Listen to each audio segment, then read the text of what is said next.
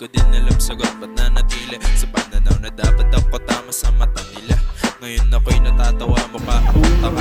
Nabanahong hindi ko pa alintana. Ang daming kong dada sa mga tao sumagupa. Labag sa kalooban ko na masapawan ng iba ay lang hiya, boy mukha ka talagang tanga. Pero lahat naman na yun pinagsisipan. Tuwing gabi hindi tulog aking pinag-isipan. May mababago ba tuwing gising kinabukasan? Paulit-ulit lang naman din na binagbaliban. Di na nagsalita, dapat lang kapan maranasan. Makagawang sanlibutan aking pinagsikapan. Meron namang natitirang apoy sa karingasan. Patuloy pinabaga hanggang aking maiwasan. Abang-abangay na nangyari, meron niyang rason. Puso na puno ng galit dati yun noon. Sabihin mo ngayon kung ano nadarama. Mukha lang sa mukha, hindi ito magsasalita. Aminado na ako pa din ito pero natuto. Alisin mo yung imahe ko dyan sa ulo. Lahat naman ng tao, pwede ba naman magbago? Pasensya na ako, di pa din sapat na pagkatao. Abang-abangay na nangyari, meron niyang rason.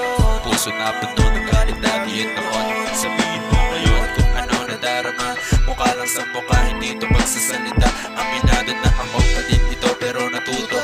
Alisin mo yung imahe ko dyan sa ulo. Lahat naman ng tao, pwede ba naman magbago? Pasensya na ako, di pa din sapat na pagkatao. Yung mga bagay na nabata di ko padanas. Ngayon sinasampal ng hangin na mga lakas. Andito sa labas, tama ang pinibigkas. Bawal na sa bahay, dapat ay bumabagkas. Kasi naman kasi itong puso ko ayaw matuto. Yung mga di na pwedeng ibalik, gusto ihalo sa utak ko. Ngayon laman lang ay puro pag-ibig. Pero pag inabuso, mabilis na ikakabig. Wala nang ibig-ibig, hinawi ko ang pana niyan ni Mr. Cupido. Gusto lang maglakbay, iwas na to sa kritiko. Ginising ang tunay na pagkataong binoon. Mga taong ibinuot, ngayon tinatamo. Gusto lang maglakbay, iwas na to sa kritiko. Ginising ang tunay na pagkataong binoon. Mga taong ibinuot, ngayon tinatamo. Abang-abangay na nangyari, meron niyang rason. Puso na puno ng galit dati yun noon. Sabihin mo ngayon kung ano nadarama. Mukha lang sa mukha, hindi ito magsasalita.